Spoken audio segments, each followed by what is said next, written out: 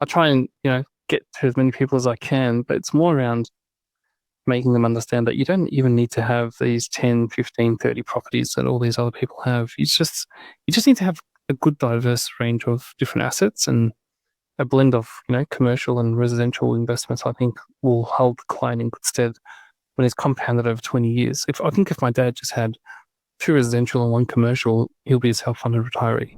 Welcome to Get Invested on the Property Hub podcast channel, the leading weekly show for Australians who want to learn how to unlock their full self, health and wealth potential. I'm your host, Bushy Martin, and each week I go deep with the best investors, experts, leaders and founders to find out what it takes to break free from the grind, discover freedom and to live by design. Subscribe now and join me and get invested in the life that you really want. Let's get started. Hi, freedom fighters. Have you ever made a decision that left a real mark? The kind of scar that sort of quietly becomes your success compass? Well, today's story starts right there. Not with a victory lap, but with a moment of what I would like to call something that every investor fears, that gut punch that forces you to choose. And you're choosing whether to fold or to forge. And as you're about to hear, today's guest chose to forge. And what I love about him and what I read about him isn't his highlight reel, it's the head noise that he's turned into headway. Imagine walking away from a comfortable career, a growing family and the safe script to back yourself and to really put yourself in position with a new playbook built on three key things: humility, hard numbers, and high purpose. Where pain became his professor, the market became his mentor, and the mission to make sure others didn't learn the hard way. So here's what we're going to open up today. And if you're a time poor professional, this is going to be your jam.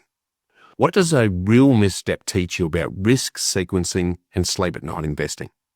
How do you silence shiny object syndrome and buy quality when everyone around you is counting doors, not outcomes? And how do faith, family and service keep you grounded when the market wants you greedy? You'll hear the frameworks that he lives by, the simple filters that help you pick the right pocket, the right street and the right bones before you fall in love with a lounge room. And you'll hear why fewer better assets can set you freer sooner. And you'll hear how to convert regret into a roadmap so you compound forwards, not flinch backwards. I'm talking, of course, about our special guest, Abdullah Nouh, the founder of Mecca Property Group. As he's about to unpack, he cut his teeth in big project land, which was construction mining, where precision isn't optional. So he brings that discipline to property. Numbers first, street appeal second. He's values-led, data-driven buyer's agent, and he blends residential growth with smart commercial for cash flow ballast. He's a student of supply and demand and a teacher who makes the complex calm. So I'm really excited to deep dive on turning setbacks into strategy, quality over quantity, and the mindset that makes compounding inevitable. So welcome and let's get invested, Abdullah. Hey, Bushy, how are you? Very good. I've been looking forward to catching up with for a while, and I'm one of these people who Google stalk because I like to know who I'm talking to. But I guess for those who aren't aware of who you are and what you do, can you start by sort of sharing a bit of a funny story that others tell about you that best sums up who you are? Well, I don't know if this sums up who I am, but I booked a family holiday 2 years ago to Sorrento, just before New Year's Eve. Yep. And, packed the kids in the car and we headed down. It was a spontaneous sort of decision, and we were driving down the Mornington Peninsula and couldn't find the hotel. And we realized a bit later it was actually in Italy, Sorrento, not Sorrento, Melbourne. So, Expenses are both Sorrentos. I've been to both Sorrentos actually, and on the Morning Peninsula. They're both beautiful parts of the world. Yeah. Our Google address sent you the wrong consonant by this. Well, yeah. So, I booked it on booking.com, but then I couldn't find the address on Google. I thought maybe it's just my phone. So I knew how to get to Sorrento. I probably should have looked into it further. So it's fair to say I'm not allowed to book in holidays anymore. My wife's not allowed it. And I got 4 beautiful kids, and I have to say, I think each one of them told me how much they disliked me that night, because we were driving back home. Saved a lot of money though. Yeah, well, The airfare to Italy would have been fun and games. yeah, it would have been. It would have been. But yeah, that's probably one funny story. Um, I don't know if it exemplifies who I am, but yeah, it's certainly I'm pretty much a laid back sort of person. I love it. Let's sort of switch then into, sort of getting a better sense of who you are professionally. And I always like to ask this question: what do you do differently, and why do you do what you do, Abdullah? Yeah, that's a good question, Bushy. Look, I think it's more around the why. So I think where I find a lot of investors go wrong is they get caught up in the shiny object syndrome. They don't really understand what they're doing. They're buying maybe because of sentiment, or maybe because they want a beach house. But it's essentially what we do is we try to understand the why. I think the why is really important. If you can understand the why, then the how becomes a bit more streamlined. I think that's probably the difference. Yeah. Yeah, well, and that's refreshing because if you've heard me talk at all, it's all about the why. I see way too many people starting at the wrong end. In my view, the property's the last thing you consider. If you haven't got your lifestyle goals and your finance capacity in shape, and you've got a very defined and numbers-driven exercise around that engages and motivates, then quite often you're buying property based on what someone else says or what feels right at the time, rather than how it relates to what the end game is. So property is more the vehicle than the Correct. in that regard.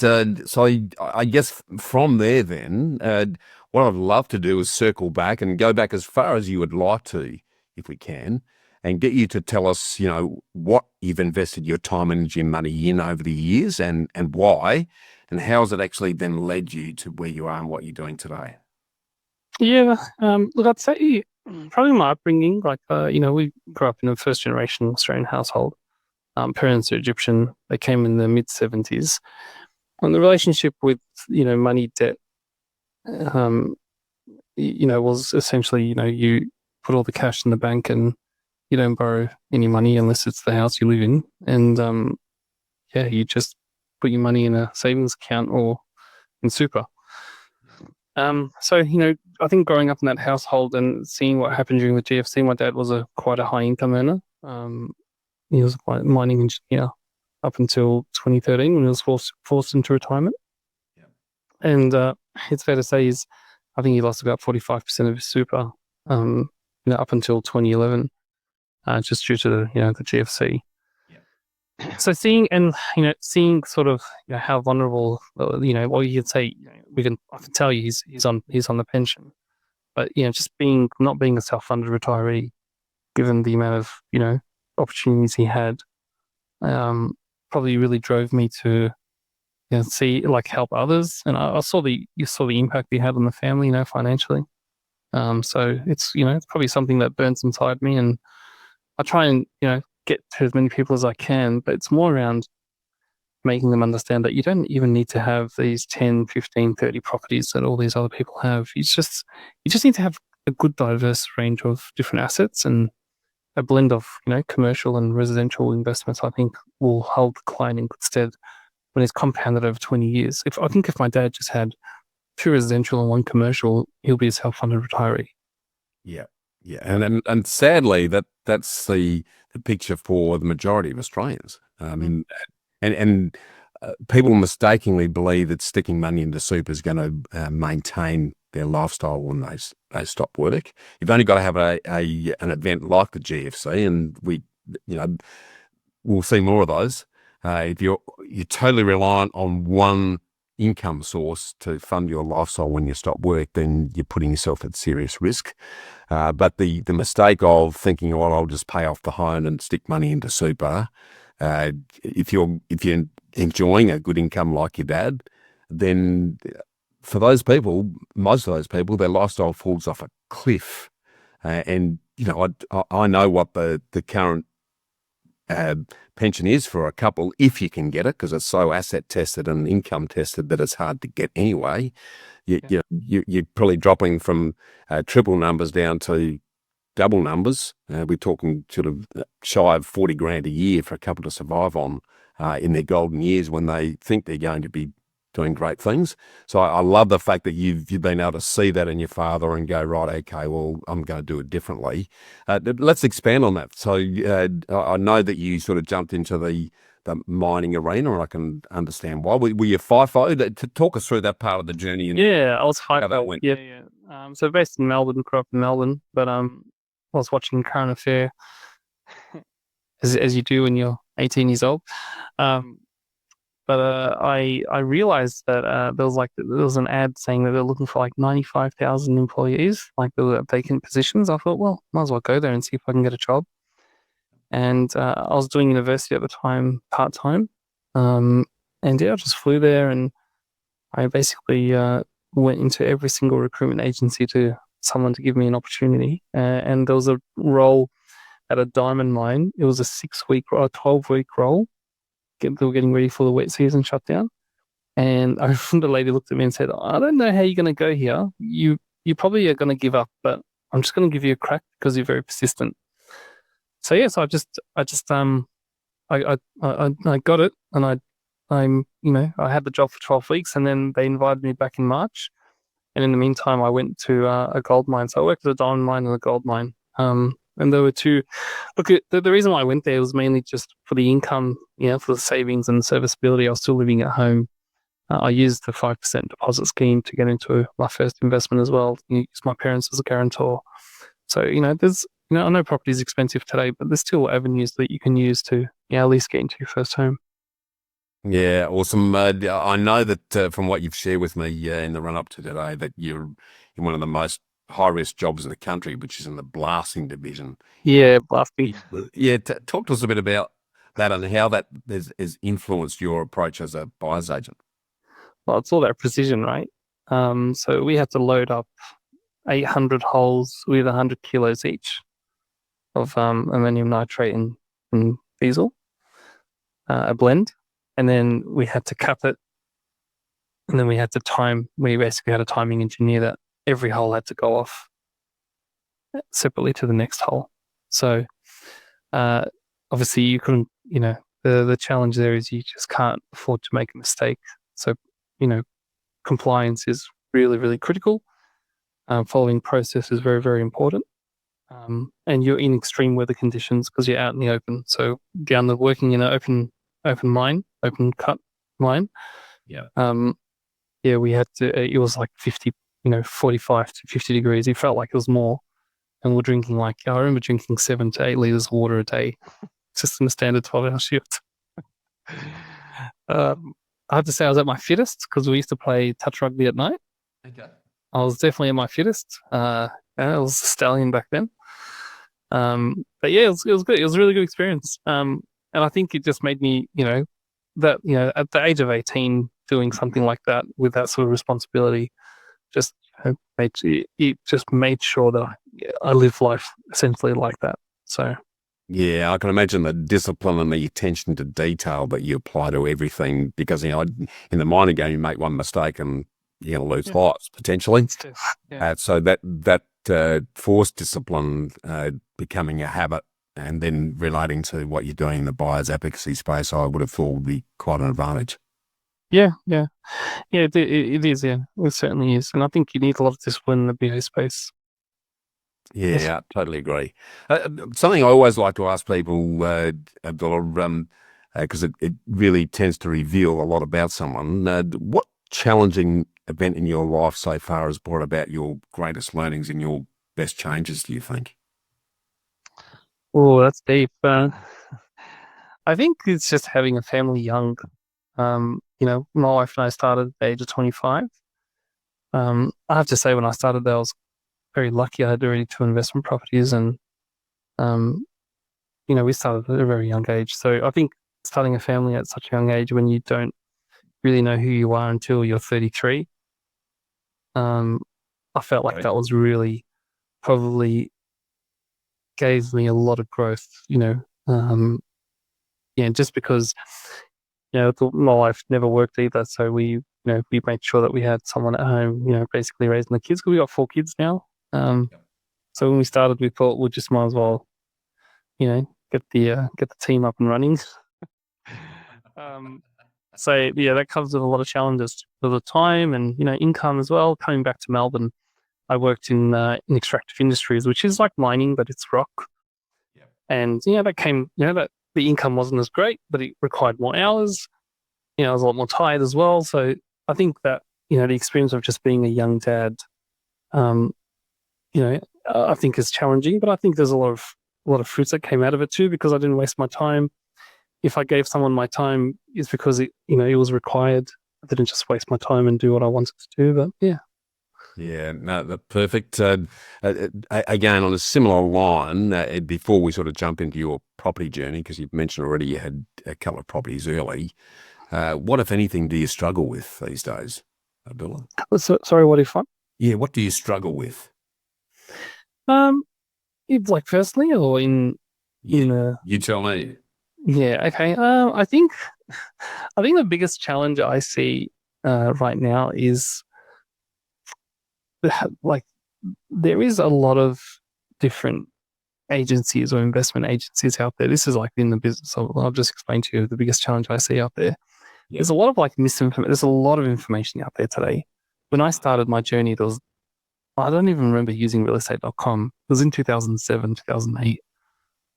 I just walked up into the local real estate agency on High Street, Thomastown, walked in, the agent said, I got an off market, went to the house. Oh, yeah, it's nice. So I bought it. That was essentially my first experience buying a property. Whereas now there's so much information out there. I think there is like the challenging thing I was thinking is like analysis paralysis happening at the moment. And I think there's a lot of hype, a lot of, investor-led hype that's going on as well in markets around the country. So I think the challenge I see is how do you cut through that noise and how do you just, maintain, the values that you drive the business with. I think that's probably the biggest challenge I see in our industry. Yeah, totally agree. And we're gonna park that thought because I'm gonna deep dive in that in a little bit more detail in next week's episode, because I share your concerns around that. I think we're seeing quality get in the road of quantity at every level. And I also think we're dangerously close to the point where we're almost becoming the equities market, where market makers and market movers can shift the needle in property values and locations artificially, but not sustainably. So I think we're on the same page there. So let's put a pin through that conversation and make sure we unpack that next week. But sort of coming back to your level, before I get into getting you to unpack your investment journey so far, what does money mean to you, Abdullah? Oh, that's a great question. Look, I think money essentially just gives you a sense of freedom. When I say freedom, I mean the ability to park what I'm doing full time and start a business that I'm passionate about. I think taking the family every year on a holiday, I think is freedom. I think it's wealth. I think having kids that are healthy and being able to have a conversation with the wife and kids every night, I think is wealth to me. So property, I see it as a vehicle that takes you there. That's probably my definition. Yeah, and I like that. Well, you touched on earlier that the 2 properties that you had early. Let's break that journey down into the nitty-gritties if I can. And I'd sort of want to sort of get a feel for what you did, why, how did it go, what worked and what didn't, and what did you learn from it. But before we start there, because it's the start that stops most people when it comes to property, I find. Can you talk, and if you can think back to where you were at the time when you started to think about property, why did you decide to invest in property, and what triggered your interest, and what were the initial fears and concerns that you had before you actually pulled the trigger? Yeah, what got me into property was, I think my network of friends, I got to see sort of their family and how they were pretty deep into property development. So I got to see, and when you're around people, you sort of learn off their behavior and how they talk and how they you get to read off, the actual interactions that happens. I felt like, our family missed out on that because we just lacked education. So I wanted to get into property, but I didn't know how. So I think what helped me was just going to my local bank. I think my dad had a friend who had a local banker. Back in the day, your local banker was like your broker today. So, your local banker back in the day was like my dad's friend, and we rock up and, can I get my son a loan? And I was working part-time or permanent part-time at the time. And I became, my dad sort of supported me with that sort of 5%, with the guarantor loan. And yeah, I think what got me through that, like, look, the driver behind my parents and my driver were separate. My parents were like, we need to get this kid married at the age of 26. So, like, how can we buy him a house close to me? I was thinking, I don't want to get married, but I knew I want to get an investment. So how do I? So, yeah, so I sort of used their motivation for my benefit. Um, and then the second one was when I was in WA. I saved up enough deposit and bought a second investment. But the second one is where I went wrong. I bought a property that was in a market that look, it essentially costed me. I had a friend advise me, one of my friends, he had 15 investments at the time and they were all commercial. Yeah. And he said to me, rather than buying one in a suburb that was sort of close to the city, buy two in an outer suburban area. And the rent at the time was like over 5%. So it was like, you're going to be making, you can buy two properties for $450. That's going to return you $550 a week in rent. Better than buying one property that's going to be renting for $300, $450. And I thought, yeah, that makes sense. And I thought, this guy's got 15 properties. I'm gonna trust him. Anyways, we ended up taking that advice, and I bought in a western suburb, like the western suburbs of Melbourne, an area called Melton. And Bushy, yours probably When was this? How far back? This is in 2008. Were they house and land packages or? No, it was an established house. Okay. It was an old house, old brick mini home on 560 square meters. Paid $220 for it. And God, but that was the worst investment. It took me 3 months to find a tenant. I ended up having it for around 4 years. I had 3 different tenancies in those 4 years. Each tenant destroyed the house.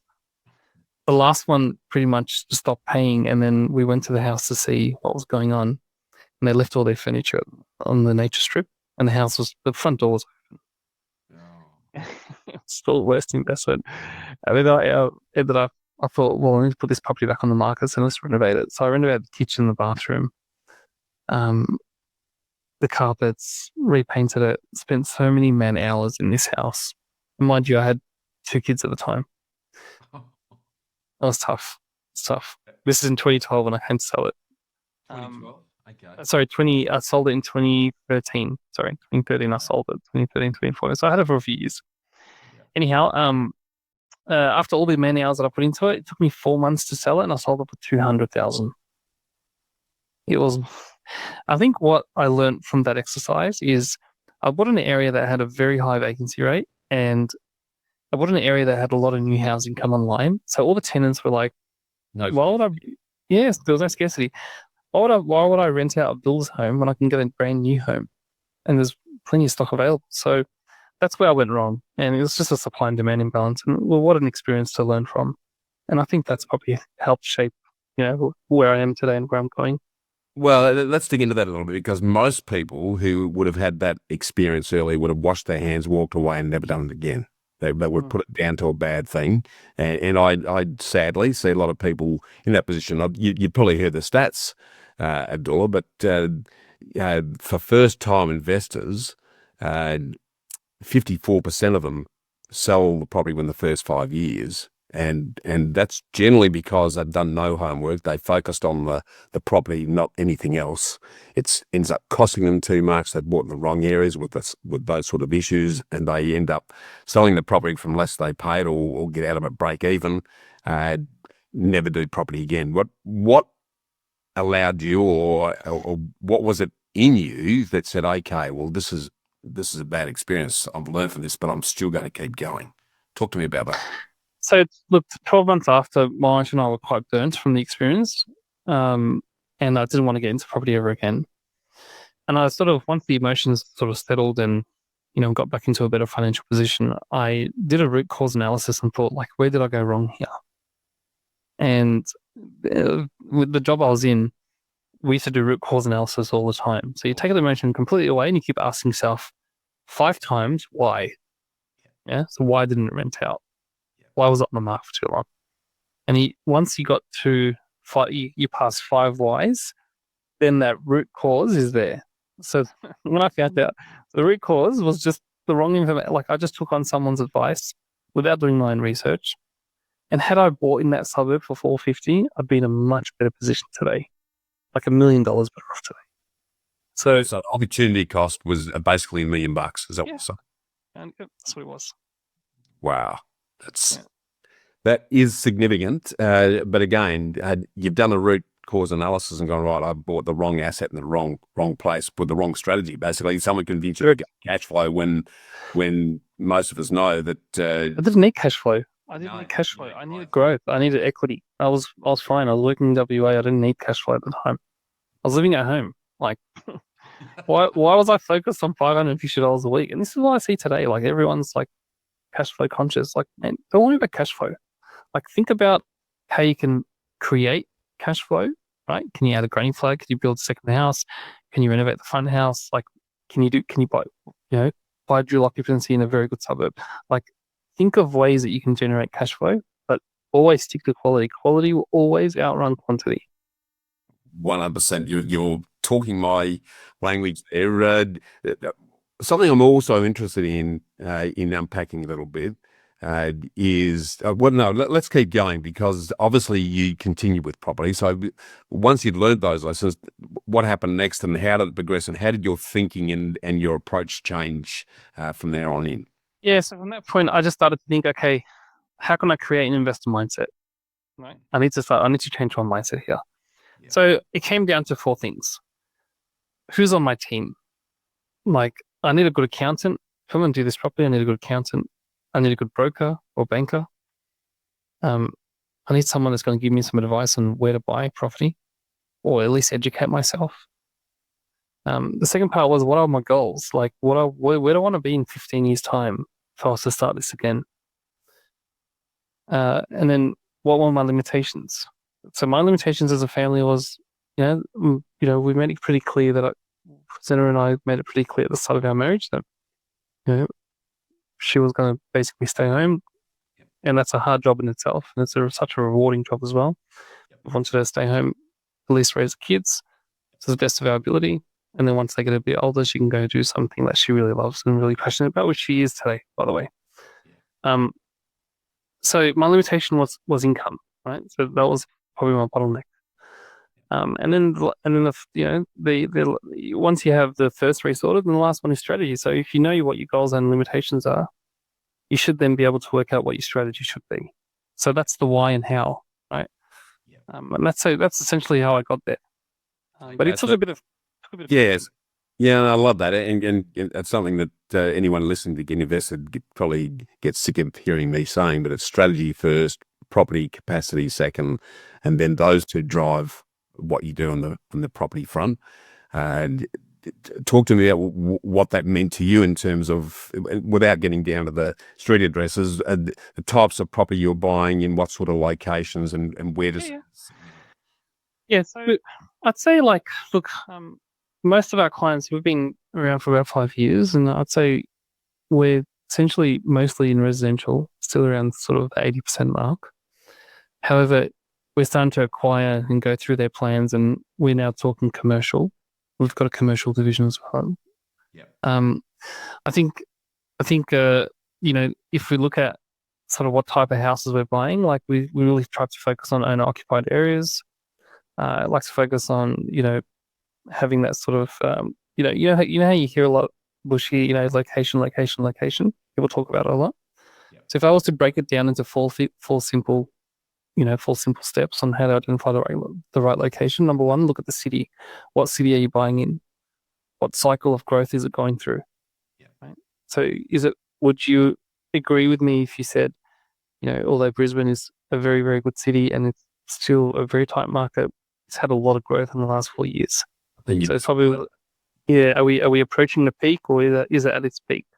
to be at or close to, and I'd be saying the same thing about most areas of WA and Adelaide too at the minute. Correct. Based on that, and I probably wouldn't fall for the Pied Pipers message that keeps pumping up the tires in Darwin, because I think Darwin's a very short fuse and it's traditionally a cash flow location. So I guess I'm a bit hesitant about a lot of the sort of high profile podcasts and others that have been really pushing Darwin. I think there's question marks there for me, but I'm not giving advice here. That's just my own. You know the way I look at this. I'll go through the 4 steps, but I've got a response to you on that one. But the first one, I said, what city are you buying into? What cycle of growth has it gone through?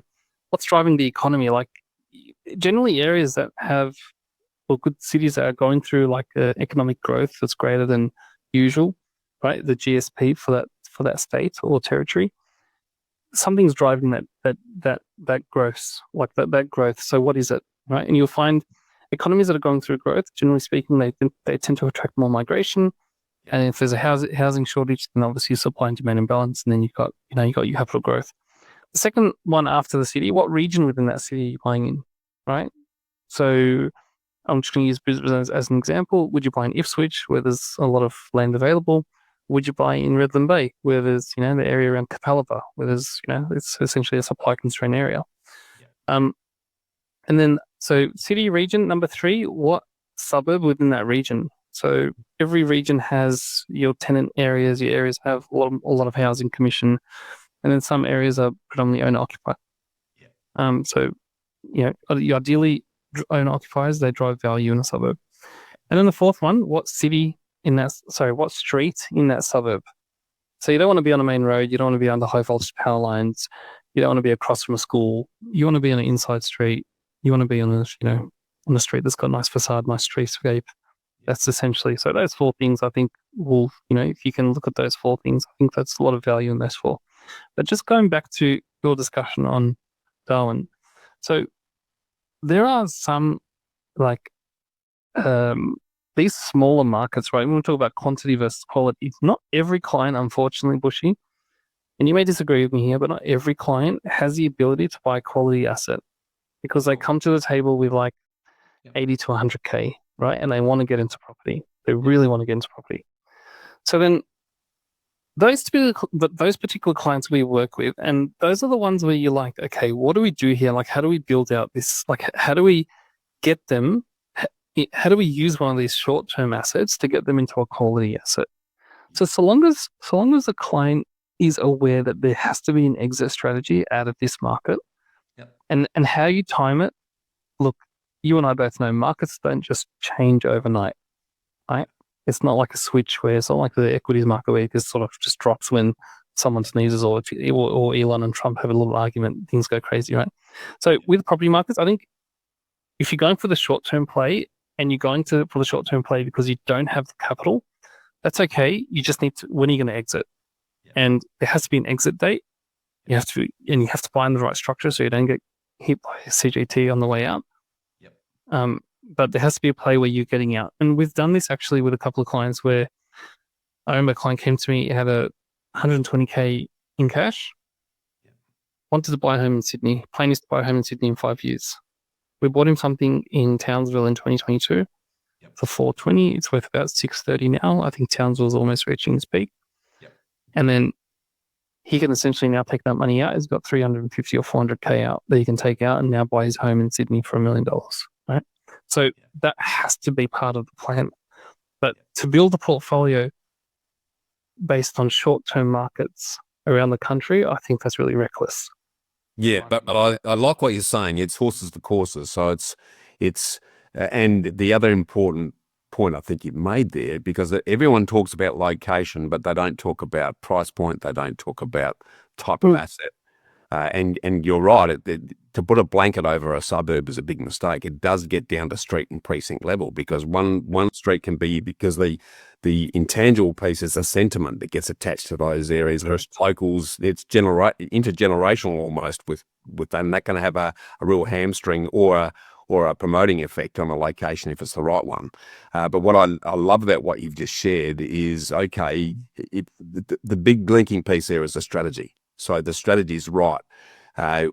we're not buying in Darwin because it's going to be the long-term capital growth play. It's a means to an end. Let's get in with you at the capability you have now to secure an asset that we're still going to get some value out of, that then will enable you at a certain point of time to pull that and stick it into something else when you've got more capability. So I love the strategy piece is the bit that I get excited about. And understanding what that strategy is before you even start looking at property is the key piece. And there's far too many people who the first thing they do is grab realestate.com and they start looking at locations and properties. Well, if you don't have everything else in behind it, like you've just described, and that translates into the entity you buy the property in and how you structure. Yeah. So you're looking at ameliorating the cash flow, then you're really flying blind. A bit like those initial properties you bought. What you've just shared with us, is that, because I want to get into more of the meat and potatoes of that in next week's discussion, because we're going to deep dive around the buyer's agency piece. But with your own portfolio, does some of that thinking you've just shared with us reflect what you've done personally? Yeah, it's what we've done as a family. Yeah. And I think, look, it's not about quantity; it's just about the quality of investments. And then, you speak about sentiment, right? And this is why commercial is such a great asset. If you can get more income out of the commercial property that you've purchased, guess what? The value goes up and there's no sentiment attached to it. Yeah. And this is why commercial is such a wild card. Right. You got to know what you're buying. You obviously don't buy offices. It's not the best time to buy offices. No. Even if you think it's the bottom of the market, I think offices have a huge way to go in Melbourne and Sydney. But I think, I think industrial is probably the lowest risk asset type. I think an up and coming asset type is probably self-storage. We've acquired, we're in the process of acquiring a self-storage for a client. Yep. But it all comes down to the income. If you can increase the income, the value of that, whatever the cap rate is. And, I don't know if you get this in your space, Bushy, but 5 years ago, I had to explain what commercial was by definition to people. Yeah. Right. Now, we get more inquiries about people asking, should we buy commercial? So there's obviously a lot more information out there about commercial. And I think investors who've got 4 or 5 residential properties and they've realized they've got 5 tenants and 10 bathrooms and all these kitchens and all these maintenance costs are thinking, okay, we've made some good money here. Let's pivot to commercial now. Yeah, love it. Again, we're going to dive into a bit more of that in next week's episode. But I just sort of bringing it back to yourself again, if we can. I always, as we've touched on already, like to think about what the future looks like. So can you sort of paint us a bit of a picture of your life vision and your ideal lifestyle if money wasn't an issue? And then we'll look at, okay, what strategy are you approaching to achieve and maintain that long term? Yeah, it's good. So I think in terms of like what my goals and vision and lifestyle is, I think, we're trying to establish maybe like a passive income scheme, stream. And that probably looks like getting into, the next phase of our journey is going to be commercial. Yep. And I'm very interested in more so the value add commercial options that are available. Yep. Because I think if you can unlock more income in commercial, you get the capital growth. I think commercial, I consider some parts of commercial to be foundational. So that's essentially what we're doing. And, being sort of a single income family household with 4 children, not many banks like me. So, lease stock lend's a very good way to continue on with commercial. And obviously, the performance of the asset, not how much you earn every week, which is a completely different opportunity. Again, we'll talk about it more next week. But I think, like most pendulums, that the pendulum in some quarters has swung too far on commercial, and every person you talk to wants to get into it. But there are price points, and there are some. It's like learning a new language. Commercial. If you go in with a residential lens looking at commercial property, you're getting yourself into a lot of hot water that you just don't understand. So it again comes back to that strategy, the horse of course, and then the right type of asset that's going to reflect that. So we'll jump into that next week. I guess sort of bringing the exercise to a bit of a conclusion then today. Abdullah, what do you, from your personal experience, what do you believe are the keys to sustainably successful investment, and why? The key to sustainable investment. I think it's very, very important to make sure you do it right from the start. So have that mindset. I think structuring your investment, like knowing what structures you're buying your investments in, is critical, because one day you're going to have to sell it, or it's going to be passed down to your children. Yeah. I think it's just the why is so important. The why, structure, the how, the execution piece is just as critical. I think people need to be more open to, working with professionals. But you need to vet the professional that you're working with. You need to ask them a lot of questions around strategy. You need to, you need to really, if you're going to be working with someone, it's not about the transaction. It's more about the strategy. The transactions part is easy. Like, Bushy, 85% of my clients agree to purchase the first property we present them. Wow. It's not because we manipulate them. It's because, it's because we've agreed to a strategy, and they're now accepting of, okay, that's the right one, because we've already spoken about the strategy piece. So, as opposed to, sadly, I've had some interesting experiences with some buyer's agent who tend to rely on FOMO to really push, and they talk a great story. I mean, it's the old exercise. They use a lot of the truth but apply it to the wrong solution. Unless you're educated, you can't tell the difference, and they end up buying a pretty average asset in the wrong entity in the wrong location, and it might look good while all of the feeding frenzy of buyers agents are all hunting in the same location, and therefore their clients are actually competing with each other to pay more for properties. But then when those buyers agents suddenly shift the crosshairs to another location, and the true fundamentals of that location kick in, that's where I'm concerned for a lot of investment. Do you have a location in mind that you'd like to? Well, no, I won't share that, because I don't want to become part of the problem. I guess I get pretty frustrated with the number of people, and that's buyers agents and podcasters, who talk ad nauseum about locations, and it becomes a self-fulfilling prophecy if you're not careful. But it's the longevity and that sustainability piece that I think that it is key. And I'm talking more about a long-term capital growth strategy. Mind you, I think with what I'm seeing in the industry at the moment, there's a new strategy that's emerging that some people will be taking advantage of, and it's almost a short-term trading exercise, getting in early, riding the wave, getting out, using the equity and taking it somewhere else, because they are feeding off the intense activity that's happening in a location as a response to the high number of buyers agents who are suddenly talking up an area, and everyone's piling in.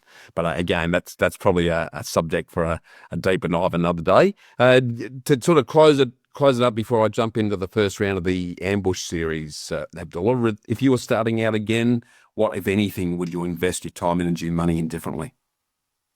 Yeah, I probably wouldn't be so critical on how much an accountant would charge for advice.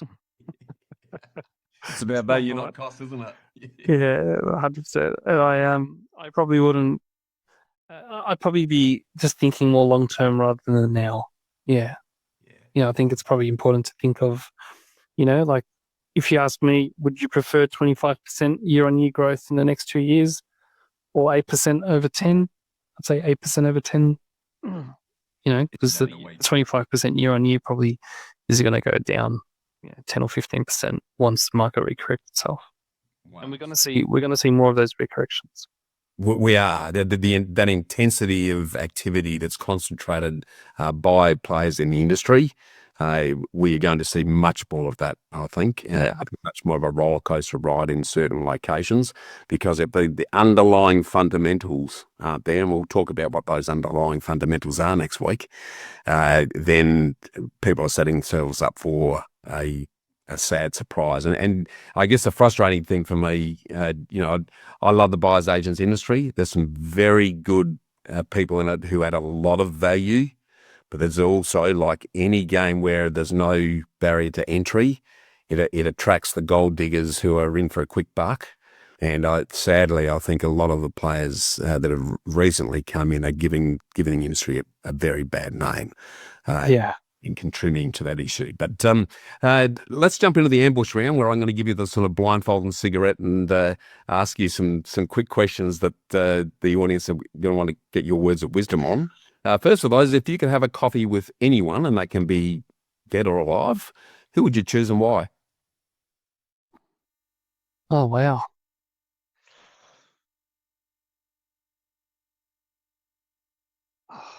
I would say,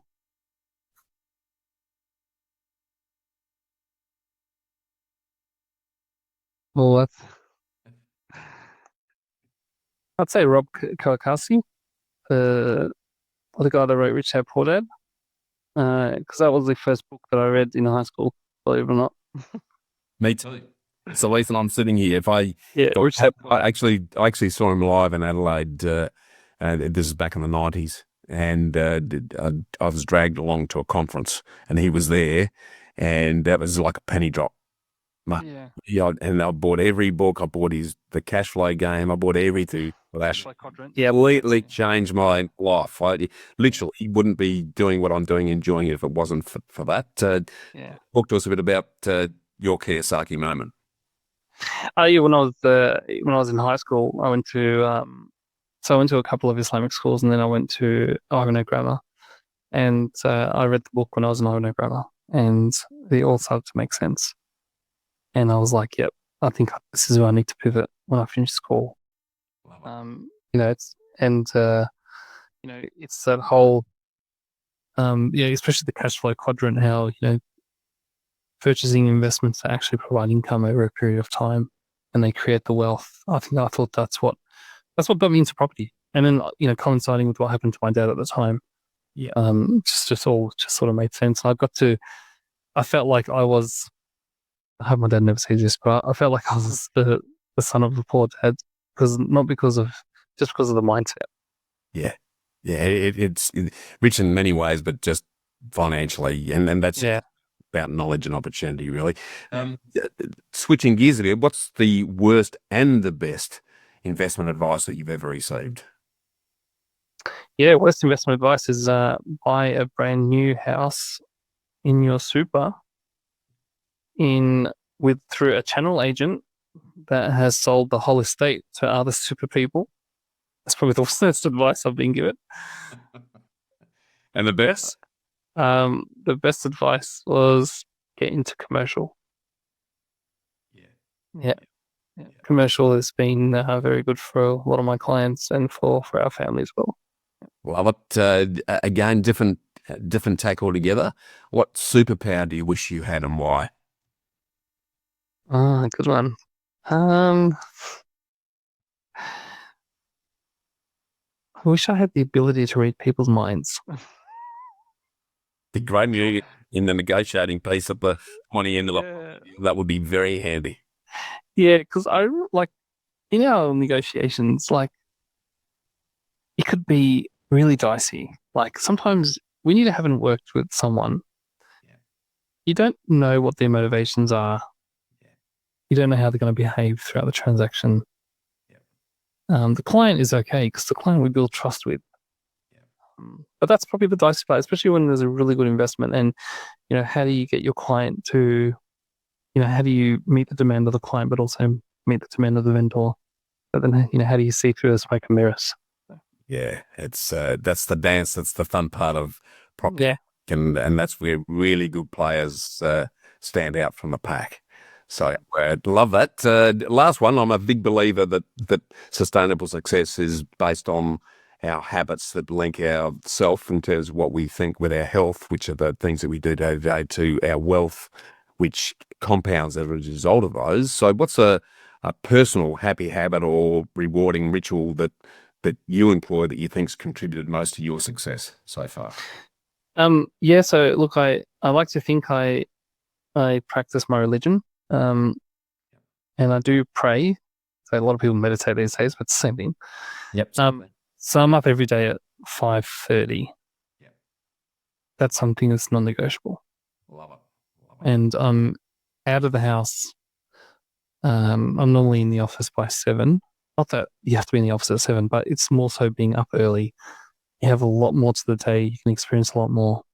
And I think there's a lot of I don't know, I just find the mornings to be very fruitful than waking up at 9 and in the hustle and bustle straight Just creating time for moments of reflection.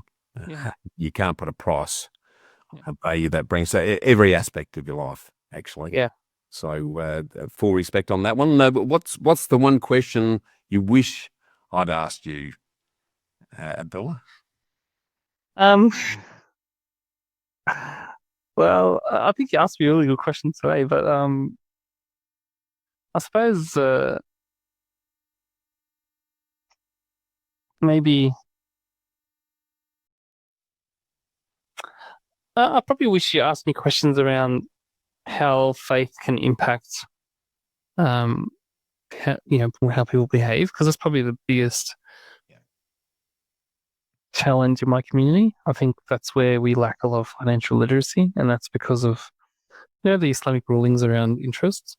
But there is, there are Islamic finance banks available now. But it's just how do we get the community to actually look at them as an approved concept? I think I think the and sort of broadening that exercise a little bit. I think some of the limitations that are imposed on our thinking by values and culture, and this is across the board, can really put the blinkers on. Things are interpreted, and I agree with you. I tend to spend more time looking at the values of a person than anything else, actually, because if you understand someone's values, then you know what you're going to get. I like to actually, I think, and we see how clients behave during transactions. Some of them I'll just think, values are really clashing at the moment. Most of them are really good, but some of them are just, it's like, but you wouldn't come out unless you're in a transaction. So. Yeah, and that's the hard part. It's very difficult to until you put someone in the heat of battle. It's difficult to see that. And I love that. Well, that's pretty much a wrap on what I'm going to call your misstep to Mecca personal journey. Thanks, Abdullah. And it's really been a great masterclass in, I think, turning scars into a success compass. So here's a couple of truths that I think everyone tuning in needs to take on board from what you've shared today. Firstly, focus on principles before property. So choose the sort of top-down scarcity approach that goes from region to city to suburb to street with a clear head and not a foggy heart. Secondly, it's about quality over quantity. So ditch what I sort of jokingly refer to as the biggest, dickest door count vanity metrics, and instead buy assets that you'll still love in a downturn. And lastly, it's about data with dignity. So let numbers lead, value steer, and your ego can actually be locked up in the boot. So for everyone listening, if you've enjoyed our great conversation so far, then you just can't afford to miss our deep dive next week in part 2, where we'll be revealing Abdullah's property success toolkit and uncovering some of the serious property gold that's going to move the needle for you. So to whet your appetite, here's a bit of a teaser on what we're going to unpack. You're going to discover the boom suburb tells that Abdullah watches to read the rip before the headlines do, and the kind of signals that turn a sleepy map pen into a 6-figure leap. We're going to unpack the 5 non-negotiable traits of a true high-growth asset so that you can avoid buying pretty problems, and you'll learn when to bolt on commercial cash flow ballast and the traps that turn a juicy yield into a junk bond. Plus, you'll know what to do when the dials disagree, where one says go while another says whoa, because this is where amateurs guess and pros decide. So if you're serious about investing by design, not default, next week's episode is going to be your edge. So set a reminder, bring your notebook and your favourite highlighter, because Abdullah is going to hand you checklists that you can actually use straight off the discussion. And if today's conversation has lit a fire in you and you want tailored help, click on the links in the show notes now to book a lifestyle living by design solution session with me personally, where we'll link your ideal lifestyle goals to your finance capability that together will drive your resulting property strategy and tactics so you can map your buy box, your funding structure, and your next property move. Or level up fast with my Freedom Formula program, which gives you the why and the what of property done right. Or jump on the wait list to secure a big discount on my soon-to-be-released and advanced property wealth program, which will actually help you to deep dive step by step on how to do property properly. As we close, we thank you for lending us your ears and your ambition. So rest up. Remember to invest in your knowledge and your network before you invest in property. And we'll see you next week when we pan for the real nuggets in Abdullah's data-driven deal craft. So thanks again for getting invested, and we'll see you again then, Abdullah. Thank you. Thanks for tuning in to Get Invested on the Property Hub podcast channel, your home for property investment insights and inspiration. Make sure you subscribe to Property Hub for free. Get your weekly dose of Get Invested inspiration along with every episode of Realty Talk, Australia's top online property show for red-hot property investing news and insights direct from industry leaders and influencers. And finally, I'll see you next time.